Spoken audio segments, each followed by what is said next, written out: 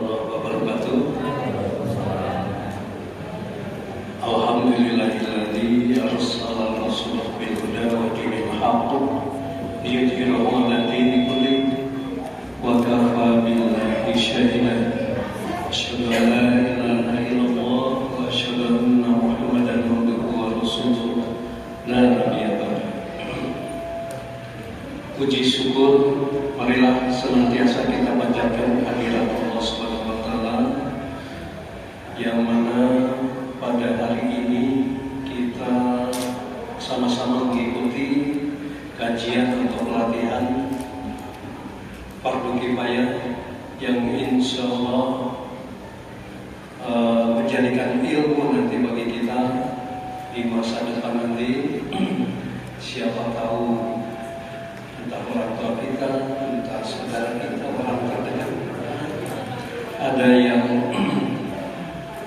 meninggal, kita yang berkewajiban gitu kan. Kita laki-laki, bapak kita misalnya, kita laki-laki lebih baik kita yang menyelenggarakan atau memulasara jenazah tersebut. Alhamdulillah kita sama-sama bisa hadir di sini. Puji syukur marilah senantiasa kita panjatkan hadirat Allah Ta'ala yang telah mengangkat kita dari kondisi jahiliyah menjadi kondisi yang terang benderang, yang ilmu berpengetahuan seperti di era sekarang ini. Bapak-bapak, ibu-ibu sekalian, alhamdulillah acara ini bisa terselenggara setelah kurang lebih 15 tahun atau lebih dari 15 tahun kita tidak ada acara seperti ini. Atau dari dimulainya kita musola kita belum pernah mengadakan acara seperti ini, kajian atau pelatihan Fardhu Kifayah. Selama ini kita menginduk kepada Yayasan Al-Muhajirin, sehingga pada malam hari ini insya Allah akan ada generasi atau bapak-bapak, ibu-ibu yang sanggup melaksanakan penyelenggaraan jenazah nanti. Yang saya hormati Bapak Dr. Zainal Satiawan LCMA yang telah hadir di tengah-tengah kita. Yang saya hormati Bapak Irwandia Agustomi LC yang terhadir di tengah-tengah kita, yang mudah-mudahan beliau nanti akan memberikan materinya kepada kita secara teori maupun praktek. Bapak-bapak, ibu-ibu sekalian, sebelum menginjak ke acara utama, acara selanjutnya yaitu pembacaan ayat suci Al-Quran yang insya Allah dibawakan oleh Mas Agus, oleh Dek Jak pada Jaki. Kami persilakan.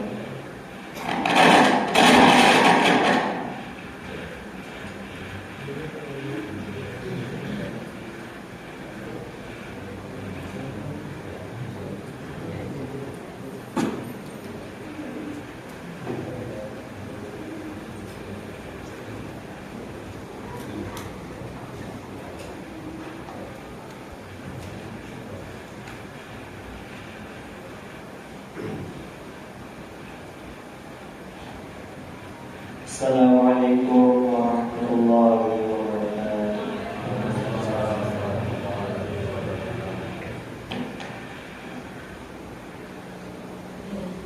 A'udzu billahi minasy syaithanir rajim.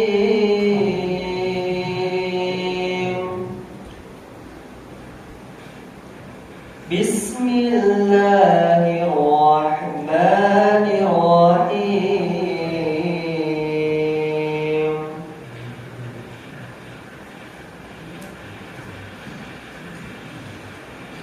فإن كذبوك فقد كذب ورسل من قبلك جاءوا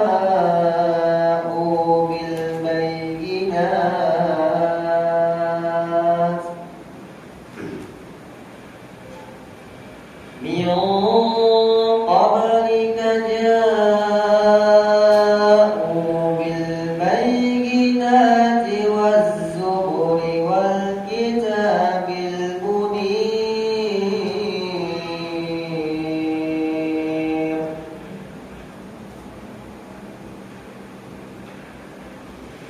كل نفس ذائقة الموت كل نفس ذائقة الموت كل نفس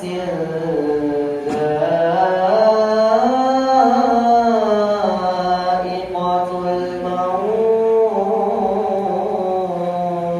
الموت وإنما توفون أجوركم يوم القيامة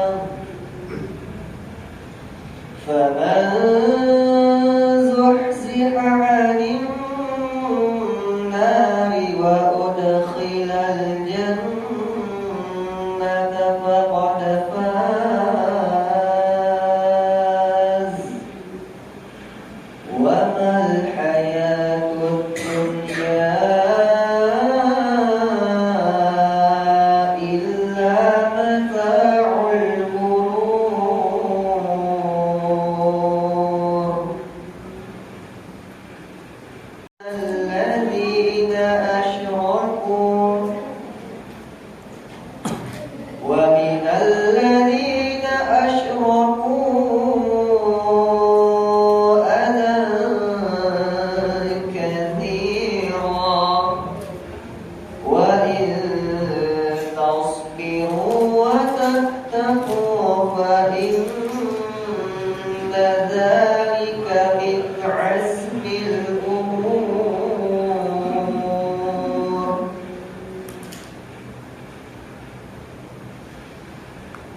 وإذ أخذ الله ميثاق الذين أوتوا الكتاب ميثاق الذين أوتوا الكتاب ميثاق الذين أوتوا الكتاب لتبيننه للناس ولا تكتمونه فنبذوه وراء ظهورهم واشتروا به ثمنا قليلا فبئس ما يشترون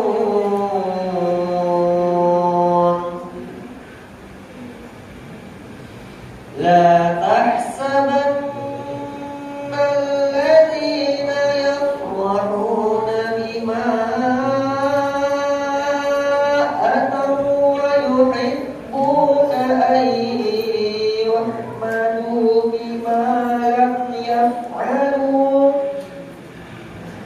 أن يحمدوا بما لم يفعلوا فلا تحسبنهم بمفازة من العذاب ولهم عذاب أليم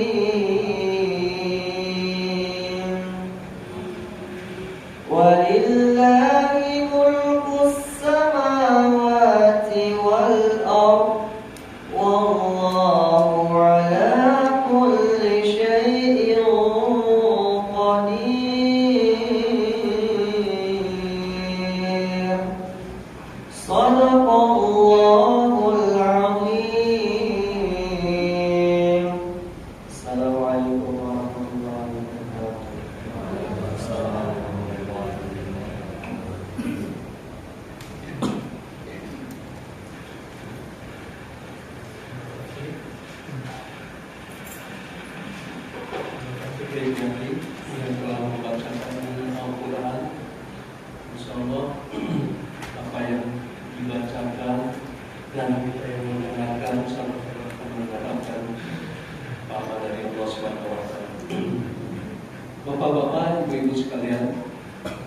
acara ini terselenggara adalah dengan ada maksudnya tentunya.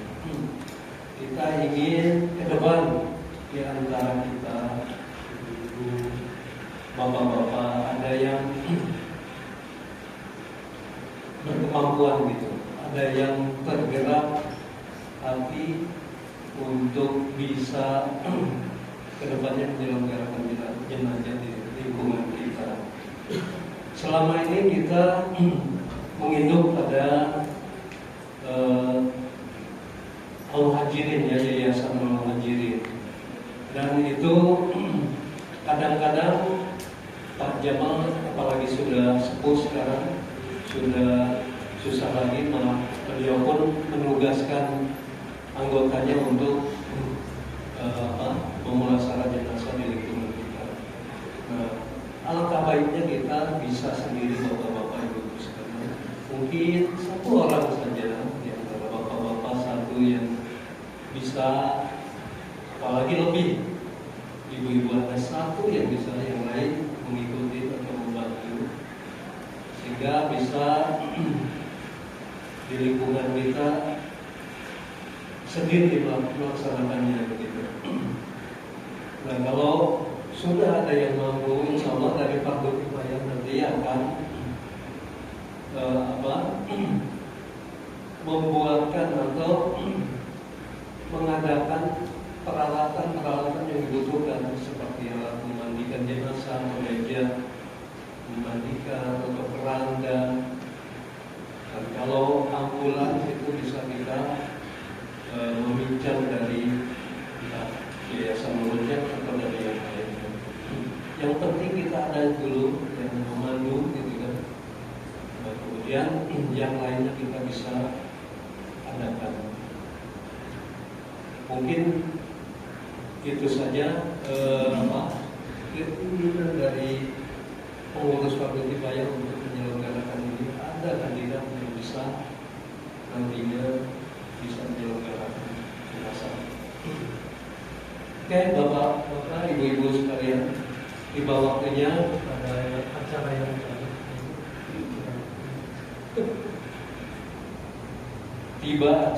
yang utama, yaitu tausiah atau kajian serta praktek penyelenggaraan.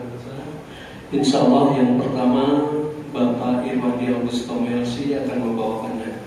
Kami Pak Irwandi, Ustaz Irwandi.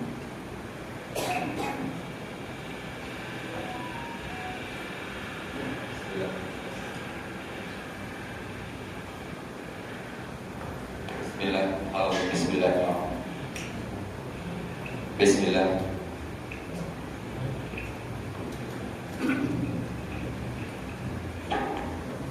Bismillahirrahmanirrahim. Assalamualaikum warahmatullahi wabarakatuh.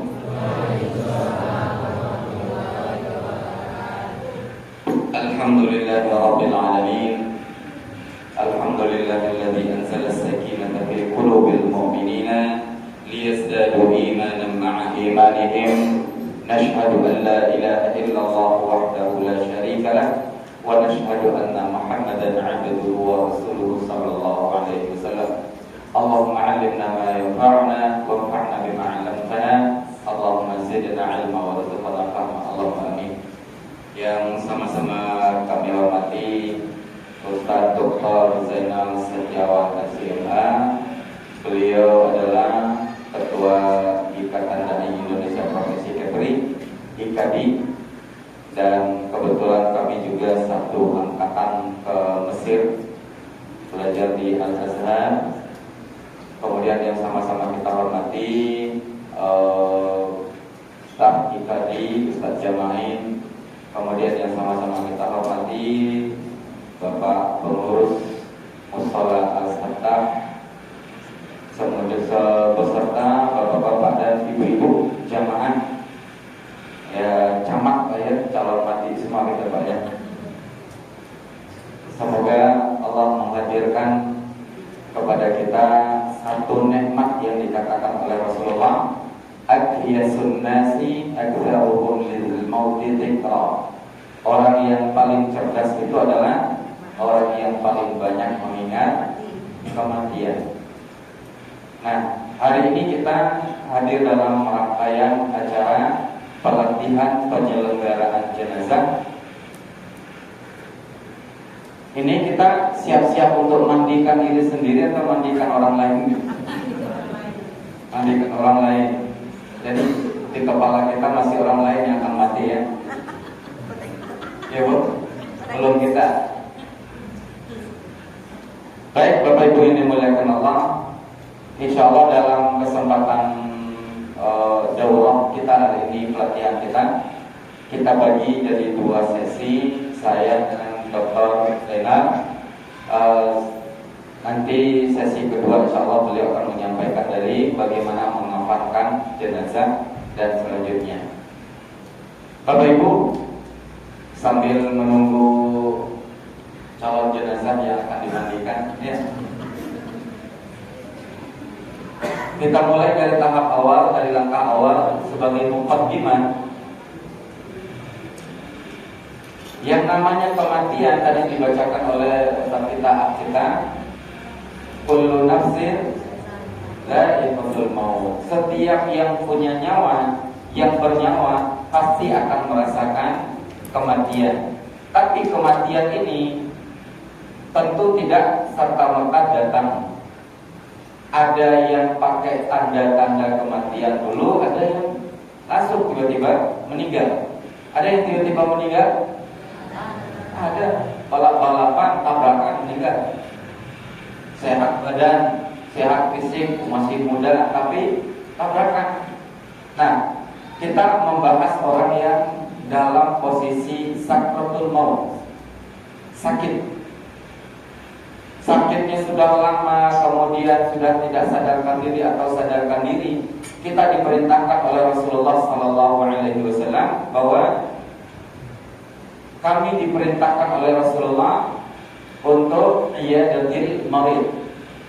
Iyadatil marid ini mengunjungi orang yang sakit. Ada beberapa hal, Bapak Ibu.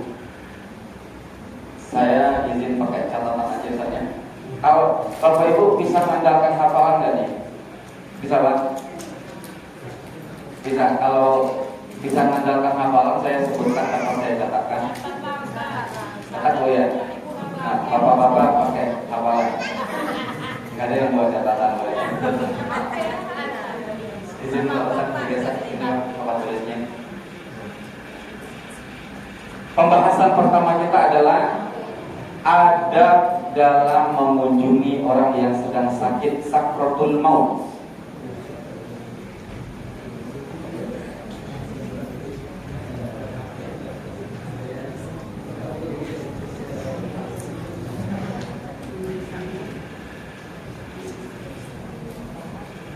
Orang yang sedang sakratul maut, tentu Bapak Ibu tahu ciri-ciri sakit yang sepertinya sakitnya sudah gak lama nih. Walaupun itu prediksi kita tidaklah benar terjadi, atau boleh jadi terjadi, boleh jadi tidak. Sakit sakratul maut ini, maka saat kita datang, judulnya di sini adalah mengunjungi orang yang sakratul maut. Ada terhadap orang yang sakitnya sakratul maut, sakit sakratul maut.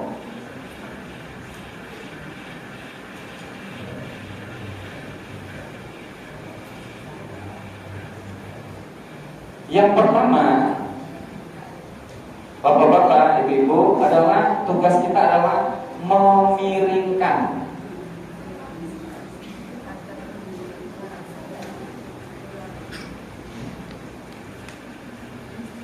Memiringkan orang yang sakit. Yang disebut memiringkan ini adalah ke arah kiblat.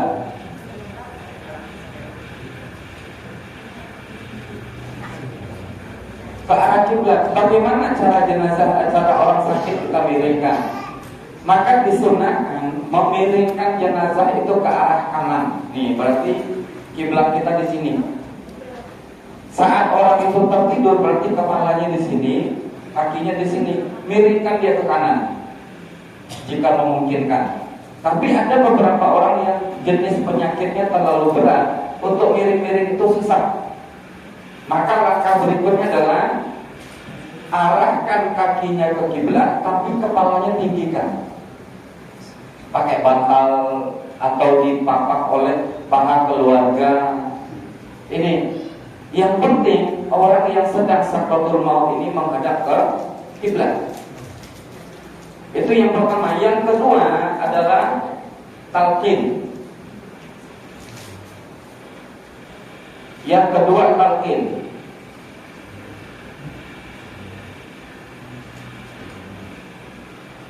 Yang disebut dengan talqin adalah membisikkan ke telinga seorang yang sedang sakratul maut kalimat la ilaha illallah. Ada beberapa tuntunan di sini. Pertama, yang mentalkinkan ini cukup dengan kalimat la ilaha illallah, tidak perlu panjang-panjang asyhadu an la ilaha illallah wa asyhadu anna muhammadar rasulullah. Tidak. Rasulullah hanya mengatakan man kana akhiru kalamihi la ilaha illallah dakhala jannah. Siapa yang kalimat terakhirnya la ilaha illallah masuk surga. Kenapa dipilih kalimat la ilaha illallah? Zikir ini paling ringan. Orang sakit gigi bisa gak Pak baca la ilaha illallah? Sakit rahang? Apapun sakitnya selagi dia mau bisa. Karena la ilaha illallah cukup menggerakkan ujung lidah. La ilaha illallah. Coba kalau syahadat lengkap-lengkap, asyhadu alla ilaha, syin itu berat hurufnya. Ini tipis, la ilaha illallah. Talqin kalimat la ilaha illallah. Kemudian yang kedua, dalam mentalqin itu adabnya adalah berbisik, bukan dengan bilang ucapkan la ilaha illallah, bilang la ilaha, tidak, tapi cukup dengan dekatkan ke telinganya la ilaha illallah, berulang-ulang. La ilaha illallah, la ilaha illallah. Gak perlu suruh dia baca, ditalkinkan, namanya juga talkinkan. Boleh jadi dia akan mengucapkan di sekali kesekian saat kita mengulang baru dia terucap. Itu namanya talqin. Yang ketiga, jangan sampai talqin yang mentalkinkan ini orang yang berharap dia mati, ada nggak? Karena motivasi talqinnya sudah beda. Ada orang yang berharap orang sakratul maut cepat mati. Banyak Bu. Udah 3 tahun saya nunggu dia mati, nggak mati-mati. Kenapa? Kalau dia mati kan ruko jadi milik saya. Itu Bu. Yang mentalkinkan adalah orang yang rohnya baik, spiritualnya bagus kepada Allah Subhanahu wa taala. Kemudian yang ketiga yang perlu kita lakukan kepada orang yang sedang sakratul maut adalah membaca surah Yasin. Kalau diminta kembali baca Yasinnya pasti udah mati. Tidak. Rasulullah mengatakan Iqra'u Yasin, Iqra'u ala mautakum Yasin. Bacakan Yasin kepada mautakum. Makna mauta adalah jamak daripada mayyit. Mayyit itu artinya orang yang masih hidup dan akan mati. Innaka mayyitun wa innahum mayyitun. Wahai Muhammad, engkau mayyit, mereka juga mayyit, akan mati. Orang yang sudah mati disebut dengan mayyit. Perbedaannya adalah pengakuan dengan Pak ya. Ini bicara dulu. Ini perbedaan antara orang hidup dan mati.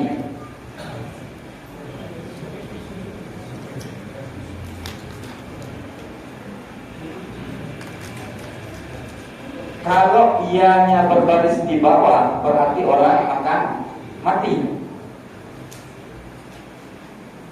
Yang kedua,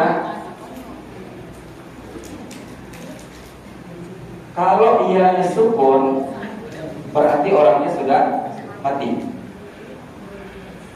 Dan ini jamaknya adalah mauta. Iqra'u ala mautakum Yasin, kata Rasulullah. Bacakan surat Yasin kepada orang-orang yang akan mati, sakratul maut. Kenapa dipilih Yasin? Karena di surah Yasin ini banyak pelajaran tentang tauhid, akidah, pelajaran tentang akhirat. Biar orang yang sedang sakratul maut itu ingatnya akhirat, nggak ingat tanah, nggak ingat ruko, utang dan lain-lain, ingatnya akhirat. Maka disuruh untuk membacakan Yasin. Kemudian yang berikutnya yang diajarkan adalah tahsinul khuluq, memperbaiki akhlak kepada Allah bagi orang yang ini kita mudahkan dengan husnuzan lah. Husnuzan, yang disebut husnuzan di sini adalah kita harus berbaik sangka kepada Allah bahwa Allah akan menyehatkan orang yang di depan kita, dan dia juga orang yang sakit ini sebaiknya husnuzan bahwa Allah akan menyehatkan dia. Dan jika Allah mengambil nyawanya, berarti Allah menghendaki perkara yang lebih baik, cepat-cepat masuk surga. Boleh jadi Pak, kan jarak antara manusia dengan surga itu adalah kematian. Ini poin yang perlu kita perhatikan baik-baik saat menghadapi orang yang sedang sakratul maut. Membacakan, memiringkan badannya, kemudian ditalqinkan di Yasin, kemudian yang keempat adalah husnuzan kepada Allah Subhanahu wa taala. Selesai Pak? Sudah kita tungguin, ternyata mati juga Pak. Sudah didoakan, mati juga. Nah, saat nyawanya dicabut oleh Allah Subhanahu wa taala, ada beberapa hal yang perlu kita lakukan. Ini sangat menentukan Pak. Mudah memandikan jenazah ditentukan oleh apa yang kita lakukan saat jenazah baru saja meninggal. Ini satu selesai. Biasanya Bu, kalau ada materi di papan tulis, di foto-foto, itu hilang gitu Bu ya, nggak diulang-ulang Bu. Nggak tahu di mana hilangnya sekian minggu yang lalu gitu ya. Memang pelajaran yang dari dulu itu kata para ulama apa ya? Al-kitabatu thuluthul hifdhiyah. Menulis itu sepertiga dari hafalan. Ketiga, yang pelajaran berikutnya yang kita ambil adalah adab ketika seseorang sesaat setelah meninggal.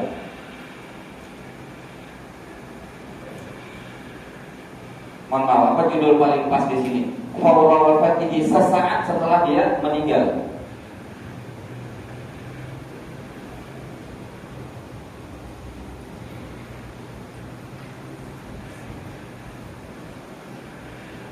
Saat nyawanya sudah dicabut oleh Allah Subhanahu wa taala, ada hal-hal yang perlu kita sebagai orang yang hadir untuk kita lakukan. Ringkas saja. Yang pertama adalah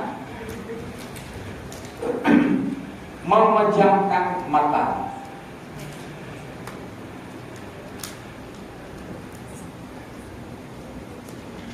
Kata Rasulullah, innar ruha idza qubida tabi'ahul basar. Nyawa itu ketika dicabut, diambil oleh malaikat, langsung diikuti oleh pandangan mata. Pernah lihat orang meninggal Pak? Pernah Bu? Orang kalau meninggal gini, mulut terbuka. Atau ada yang mata akan mengikuti kemana arah nyawa dicabut. Dari ubun-ubun, dari ujung kaki, mata akan ikut. Innar ruha idza qubida tabi'ahul basar. Maka ketika kita melihat si orang yang sakratul maut benar-benar sudah meninggal dunia, tidak ada lagi ciri-ciri kehidupan, kewajiban pertama kita adalah memejamkan matanya, tutup matanya. Dan ini adalah sentuhan pertama kita kepada jenazah. Kalau tadi pas dia sakratul maut kan belum jenazah, kita pegang itu masih orang hidup. Ketika dia sudah meninggal, sentuhan pertama kita adalah memejamkan mata. Maka diajarkan oleh Rasulullah membaca doa Bismillahi ala millati Rasulillah. itu doa ketika kita menyentuh jenazah. Dan sentuhan pertama kita adalah saat memejamkan mata jenazah. Saat itu langsung kita baca. Kalau kita yang datang berkunjung ke rumah jenazah sudah 1 hari atau sudah setengah hari atau sudah dimandikan, kita pertama nyentuhnya setelah dia dikafani sama Bismillahirrahmanirrahim Rasulillah. Menyentuh jenazah disunahkan dengan doa Bismillahirrahmanirrahim Rasulillah. Yang kedua yang menjadi adab adalah menutup mulutnya. Apa namanya itu? Merapatkan mulut aja. Nanti kalau disebut menutup mulut kasih pula kapas dan tisu ya. Bukan. Merapatkan mulut.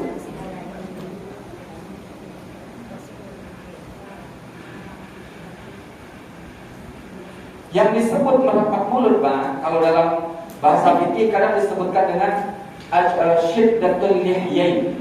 Merapatkan antara dua jenggot, 2 bulu nih, bulu kumis dan bulu jenggotnya. Tapi yang dimaksud di sini adalah merapatkan mulut, karena hampir setiap orang yang meninggal dunia mulutnya terbuka, harus cepat ditutupkan kembali. Ketika sudah agak keras, Pak, maka kita harus melakukan perlahan-perlahan lalu ikat. Diikat dengan tali. Kalau yang baru meninggal biasanya longgar, Pak, lunak. Kita tutup, maka bisa buka lagi, Pak. Tutup lagi. Kalau khawatir dia akan terbuka, ikat pakai tali. Ini yang kedua yang perlu kita lakukan. Yang ketiga adalah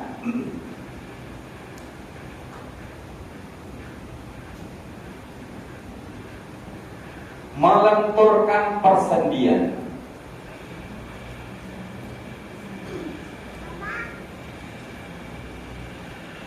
Persendian itu ini, Pak. Ini semua persendian. Dalam tubuh manusia ada 360 persendian. Termasuk tadi, Pak, persendian rahang. Orang yang tidak cepat ditutupkan mulutnya ketika dia baru meninggal dunia, maka lama-lama rahang itu akan kaku dan keras. Kita nanti kesusahan. Caranya adalah lembutkan segera dengan menutup. Nah, persendian yang lain, tangan, siku, kemudian pergelangan jari, ini adalah persendian-persendian yang paling kita butuhkan dia lentur saat dimandikan. Orang yang lambat melenturkan persendian, misal, Pak, ada kejadian orang meninggal dunia di rumahnya sendiri, tidak ada orang. Sadarnya kapan? Ketika ada orang berkunjung, dilihat ada orang yang tergeletak meninggal dunia di tengah rumah. Kalau sudah berjam-jam, Pak, ini kaku, Pak, meninggalnya dalam keadaan begini, dia nggak akan bisa digoyang lagi, Pak. Maka saat orang meninggal dunia, langkah pertama yang perlu diingat, Pak, berikutnya adalah ini. Ambil tangannya, tekuk, taruh di dada, turunkan lagi, boleh, Pak. Kalau sudah kita lakukan ini, maka pas berikutnya tangannya akan lentur, Pak, nggak akan kaku lagi. Dia kaku karena nggak dipegang, dilenturkan sejak dia meninggal dunia. Dibiarkan begitu saja, Pak. Yang meninggal dalam keadaan lurus, maka tangannya nanti tidak akan bisa digoyang. Segera kita lakukan. Kadang, Pak, orang sering panik, Pak, kalau sedang menghadapi jenazah, bingung. Nah, melenturkan persendian. Yang keempat yang perlu kita lakukan adalah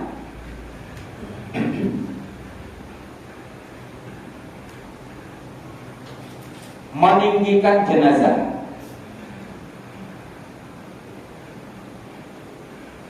Harus ditinggikan, Pak. Ditinggikan, kalau misalkan paling minimal dia lebih tinggi dari tempat kita menginjak lantai atau tanah. Kalau di masa dahulu biasa sering dibuat tinggi adalah khawatirnya nanti kalau jenazah satu rata dengan tempat kita jalan, ada benda-benda najis yang nempel ke badannya, atau ada sesuatu yang lekat di badannya, binatang tertentu yang bisa merusak badannya.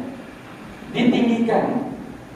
Dan juga bentuk penghormatan kita kepada jenazah, tidak dibiarkan di bawah. Maka kalau kita ada Misalkan ada dipan yang biasanya pakai tempat tidur, pakai.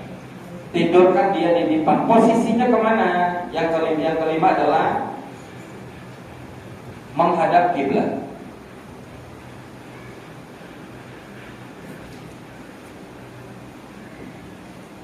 Yang paling sering di kita Bapak Ibu dimuliakan Allah, menghadap kiblat adalah sebisa mungkin kayak orang sakit tadi juga Pak. Walaupun kadang itu banyak susah, memiringkan jenazah ke kanan agar bisa menghadap kiblat. Kalau tidak bisa, berarti arahkan dia ke kiblat, tinggikan bagian kepalanya supaya wajahnya nampak menghadap ke kiblat. Nah, ini ketika dia sudah meninggal. Yang keenam yang menjadi tugas kita adalah kita sudah mulai ke tahapan persiapan mandi. Kalau biasanya di sebagian rumah jenazah begitu meninggal dunia, nunggu keluarga dari Surabaya, nunggu dari sini, nunggu banyak. Ini kita ambilkan langkah yang memang langsung persiapan mandi. Maka berikutnya adalah dari atas tempat tidur itu, kalau akan kita mandikan langsung di sana atau mau kita pindahkan ke tempat tandu pemandian, berbeda tempatnya. Langkah berikutnya adalah menutup jenazah dengan kain.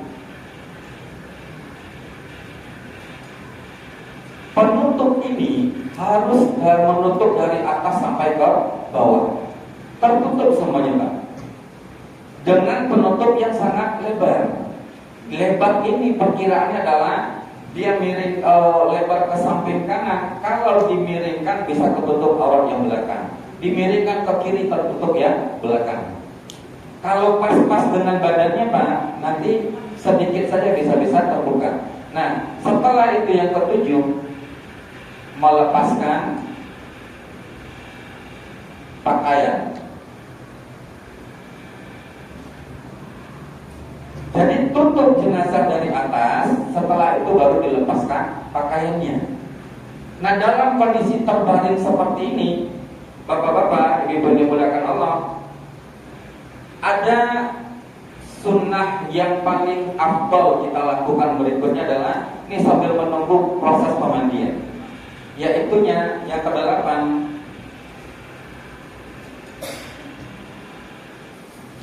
bayar hutang. Kalau kita ada orang meninggal, kapan bayar hutangnya Bu? Kalau kita setelah sholat jenazah, nanti Ustadz akan mengumumkan atau pihak keluarga, bapak-bapak, ibu-ibu, kami atas nama pihak keluarga, kalau ada yang masih tersangkut hutang piutang hubungan muamalah dengan almarhum almarhumah, silakan menghubungi kami sebagai pihak keluarga ahli waris. Kan gitu Pak ya. Kalau ada yang maju ke depan Pak, boleh nggak Pak? Pak, mohon maaf, ini catatan hutang almarhum ke saya. Kira-kira gimana Pak pemandangan orang Batam? Dikasih sodoran hutang Pak.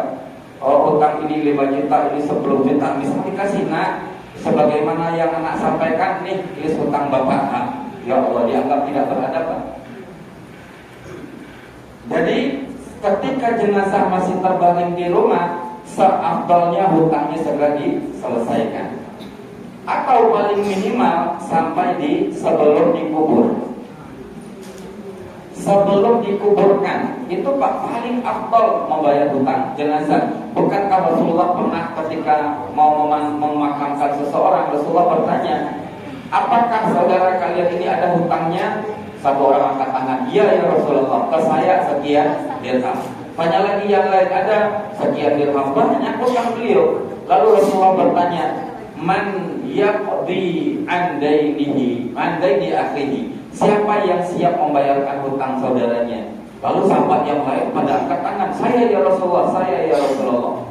Semua pada angkat tangan karena Rasulullah perintah, tanya siapa yang mau bayarkan hutang saudaranya. Begitu banyak yang mau bayarkan hutang, yang tadi punya piutang mengatakan, hari ini juga saya bebaskan. Selesai semua baru dikuburkan oleh Rasulullah. Nah, sejak terbaring itu sudah sangat afdal menghitung-hitung utang jenazah. Kemudian terakhir, adab-adab kita ketika kita sedang mendampingi jenazah yang sedang terbaring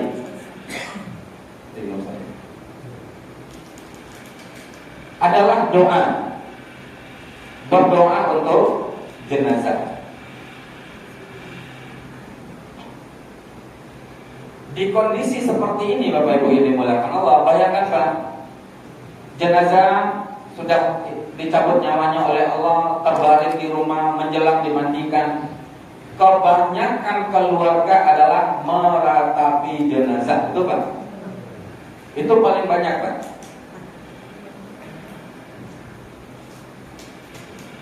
Doa untuk jenazah, meratapi jenazah. Apa Pak biasanya Pak ratapan jenazah Pak? Bapak-bapak yang suka ngantar istri, nanti pas bapak meninggal istri akan bilang begini, siapa lagi yang ngantar saya, gitu Pak. Yang setiap bulan selalu ngasih uang belanja untuk anak dan istri, pas bapak meninggal nanti kata ibu-ibunya gitu Pak, ya Allah siapa lagi yang akan ngasih kami belanja bulanan. Itu ratap namanya Pak. Maksud siapa lagi yang akan ngasih kami belanja bulanan itu apa?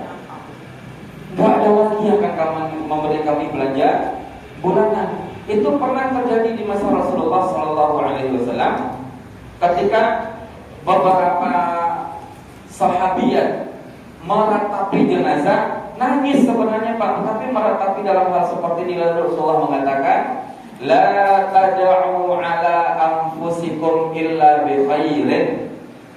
Kalian jangan mendoakan kepada Allah untuk diri kalian sendiri kecuali yang baik-baik. Yang kayak tadi itu buruk namanya, tidak bagus. Lalu apa yang perlu didoakan? Allahumma, ya Allah. Ini ketika seorang sahabat Rasulullah Abu Salamah meninggal dunia. Allahumma ghfir li Abi Salamah. Itu doanya Pak. Ya Allah ampunkan dia. Allahumma ghfir lahu warfa' darajatahu, angkat derajatnya ya Allah, wakhlufhu fi aqibihi fil ghabirin, ya Allah gantikan dia dengan yang terbaik. Kemudian waghfir lana wa lahu ya rabbal alamin, ampunkan untuk kami dan untuk dia ya Allah Tuhan semesta alam. Kemudian apa doa yang lain Pak? Misalkan lapangkan dia di dalam kuburnya. Itu semua doa. Kalau meratapi seolah-olah kita minta keburukan untuk kita. Nah baik Bapak Ibu, ini kira-kira mukadimah dalam seseorang ketika dia sudah datang sakratul maut sampai dia meninggal dunia. Ini adab bagi kita Pak. Yang wajib adalah yang setelah ini, ya, yang setelah ini. Baik Bapak-bapak, selesai Pak. Kita sudah selesai di proses. Jenazah sudah terbentang di rumah, ya. Masih ada jenazah masih di tengah rumah, persiapan untuk memandikan jenazah. Kalau jenazah ini akan kita mandikan dengan tandu yang ada di tempat dia sekarang terbaring, boleh bawa ke tempat pemandian, atau kita akan pindahkan ke tempat yang lain, pindahkan diangkat bersama-sama. Nah baik,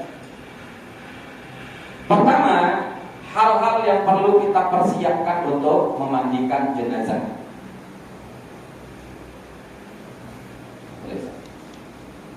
Hal-hal yang perlu kita persiapkan untuk memandikan jenazah. Yang pertama, air yang cukup, nggak boleh kurang. Bahkan kalau memungkinkan di tempat kita ada air selang yang mengalirnya cukup besar, itu lebih bagus. Air yang cukup. Kemudian yang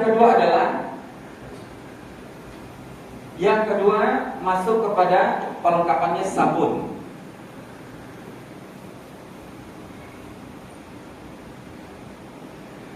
Kemudian yang ketiga adalah air yang sudah dicampur dengan pewangi pengharum. Pengharumnya apa? Kapur barus, kahia, wangi-wangian yang lain, dengan syarat tidak boleh ada najis alkohol. Karena alkohol itu bernajis, gak boleh nempel di badan jenazah. Kemudian yang berikutnya yang perlu kita siapkan adalah kapas.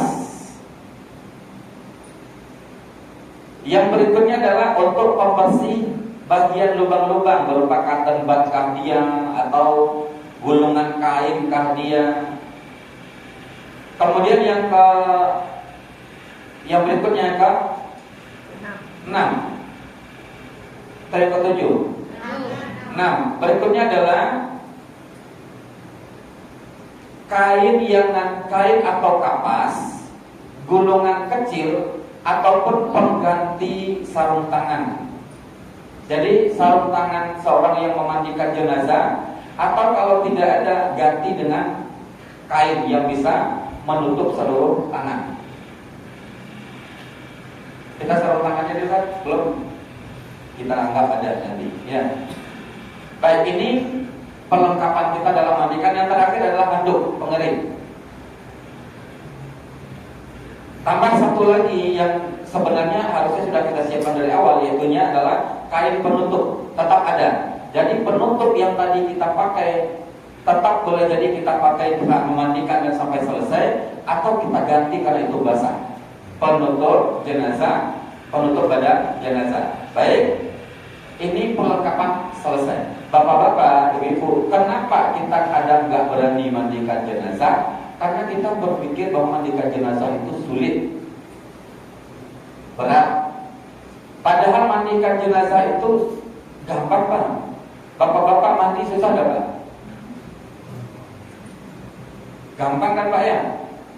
Apa mandi paling minimal ya? Siram, selesai. Oh, kalau ada sabun pakai sabun. Kalau nggak ada yang minimal segar. Gitu juga Pak mandi jenazah.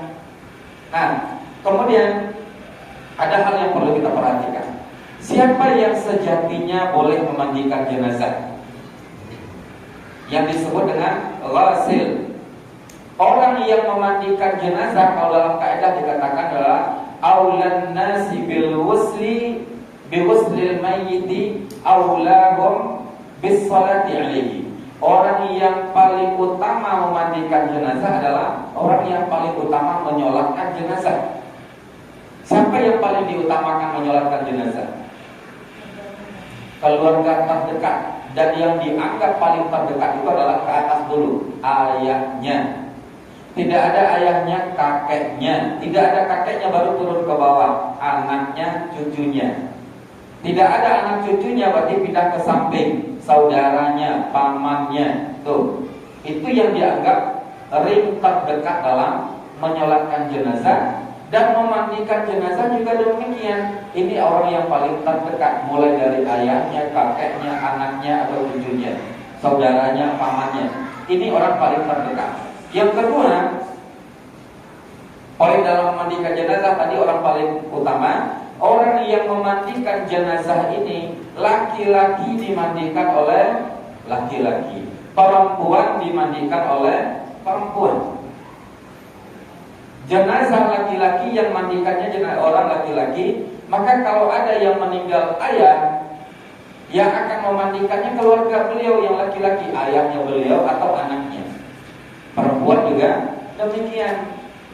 Nah, kemudian kaedahnya al-aqrabu fal-aqrab, diutamakan orang yang paling dekat nasabnya dengan jenazah, dengan mayit. Nah, masuk ke poin yang jika itu tidak terpenuhi. Yang paling dekat dengan jenazah ini ada yang meninggal nih, anak remaja, ayahnya ada, tapi kenapa tidak ayahnya yang mandikan? Karena musola kami sudah 15 tahun belum pernah pelatihan jenazah, jadi belum berani. Bisa nih, akhirnya siapa yang mandikan? Ustaz. Dipanggil Ustaz untuk memandikan anaknya sendiri. Nah, ketika orang terdekat tidak ada, kalau dalam buku fikih Pak, nggak ada pembahasan ustaz yang memandikan jenazah, itu nggak ada Pak.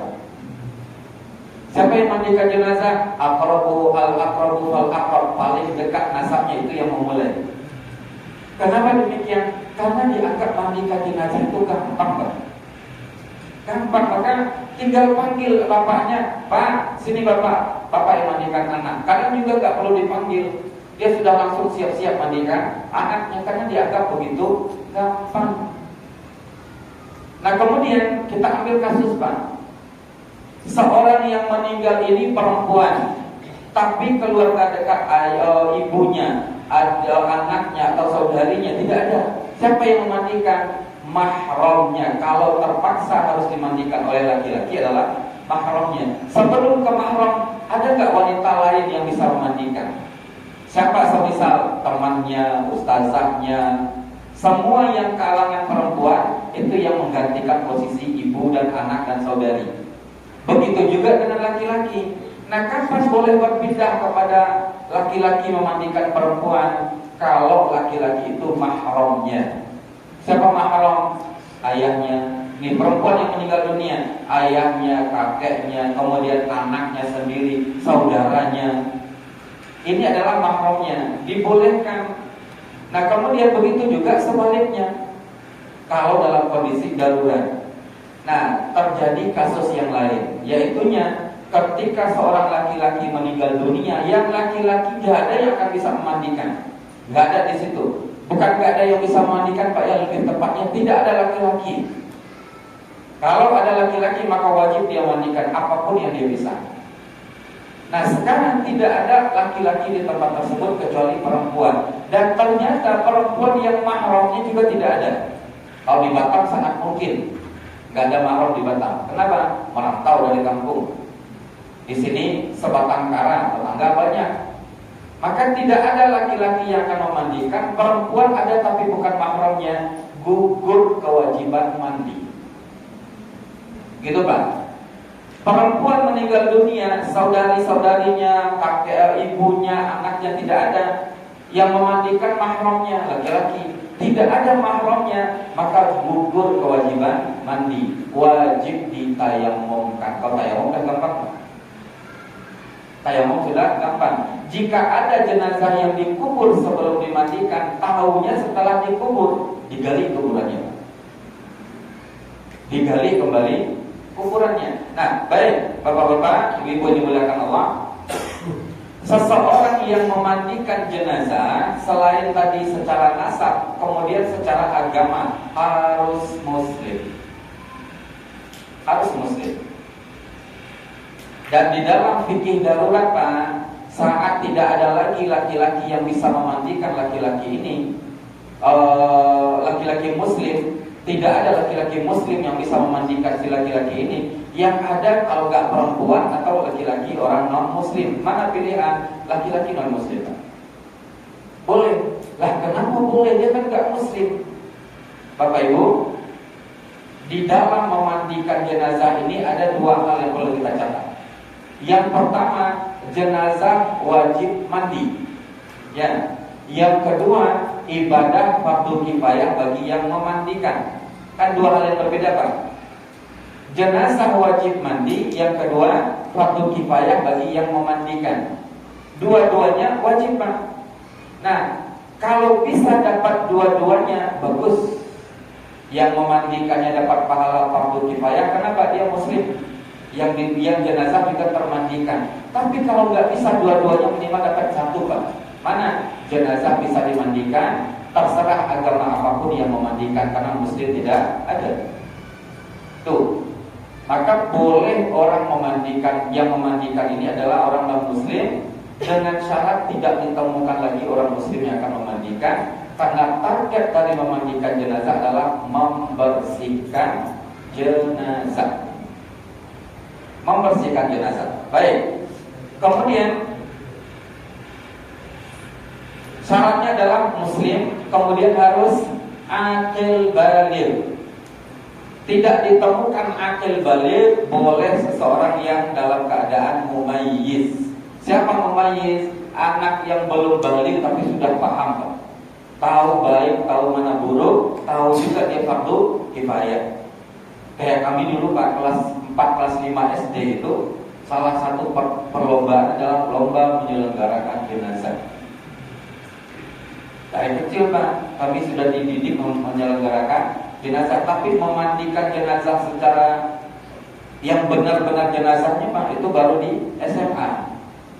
Mendampingi ustadz, ada kebetulan ada jenazah yang sahabat kami yang sekelas, siapa yang ingin ikut bergabung mulai boleh. Nah, dibiasakan dari kecil. Jadi mumayyiz pun sudah dibolehkan. Karena memang Pak jatah tidak sulit gitu lah Pak ya. Nah, kemudian hal yang paling penting bagi seorang yang memandikan jenazah ini adalah orangnya amanah dalam menjaga rahasia.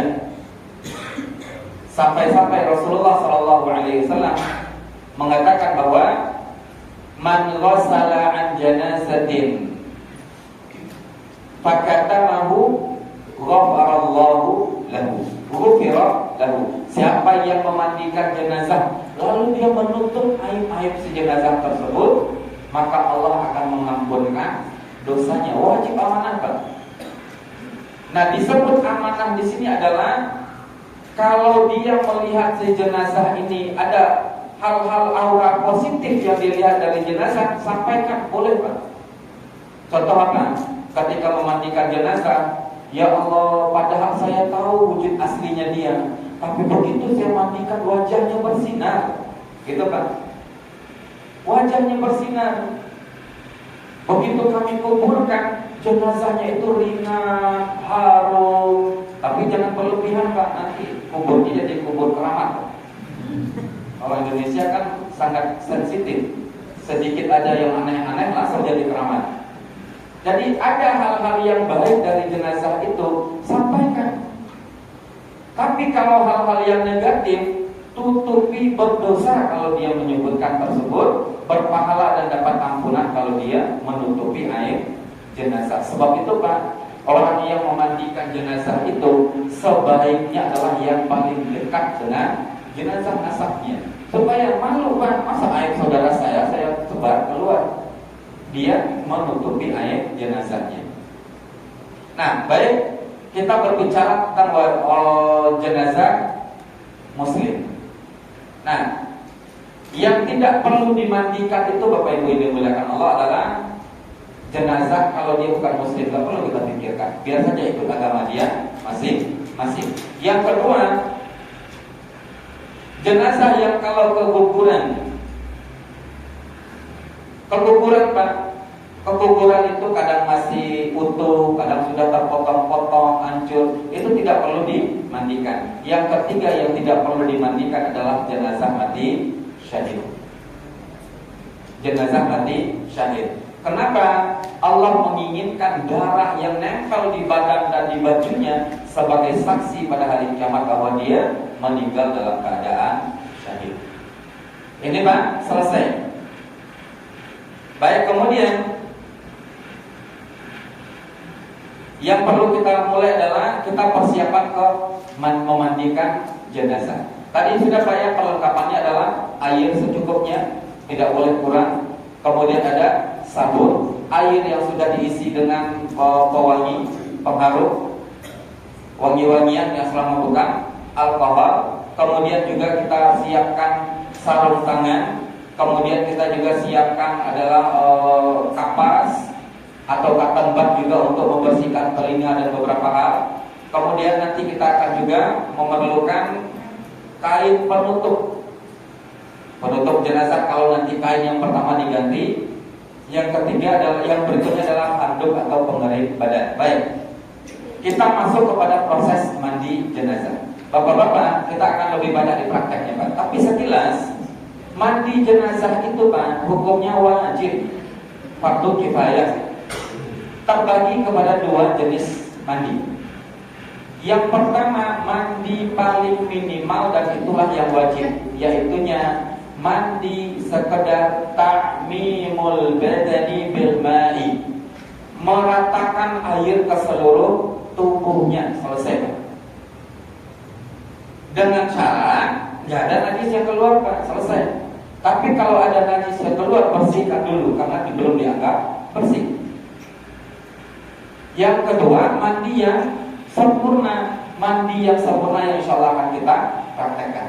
Mandi yang sempurna itu dimulai dari awal, kemudian kemudian diwudukan, kemudian dimandikan secara lebih sempurna. Nah, baik Bapak-bapak,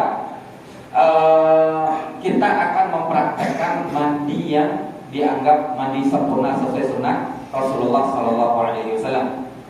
Kita langsung penyampaiannya di praktek, Pak. Praktek sini apa di sebelah, Pak? Jenazahnya sudah sampai, Pak? Sudah. Nah, kepalanya hilang nih, Pak.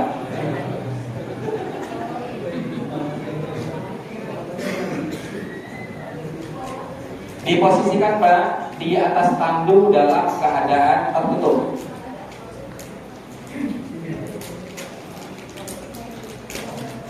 Kalau di sini kita boleh tapi nggak pakai air.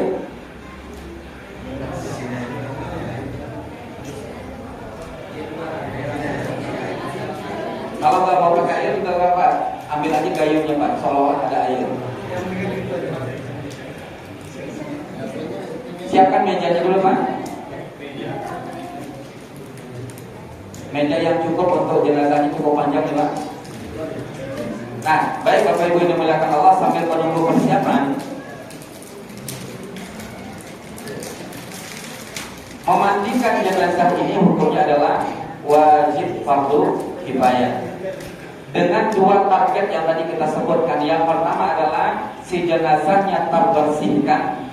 Yang kedua, orang yang memandikannya dapat pahala fardu kifayah. Yang lalu kata Rasulullah, siapa yang menyelenggarakan ikut fardu kifayah jenazah, maka Allah sediakan bagi dia satu qirat, memandikan, mengafani, nyolatkan. Lalu kalau dia mengikuti, mengiringi jenazah sampai ke pemakaman, Allah berikan bagi dia dua qirat kebaikan. Ini diberikan oleh Rasulullah. Nah, oleh sebab itu, ketika kita memandikan jenazah ini, ada hal yang perlu kita perhatikan baik-baik untuk dua target ini, Pak. Targetnya saya ulang-ulang biar nyantol di kepala kita, Pak. Jenazah termandikan.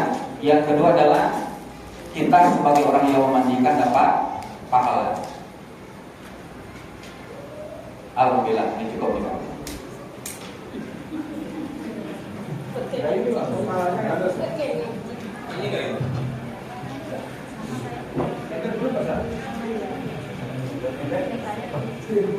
Sekarang kita nggak pakai air.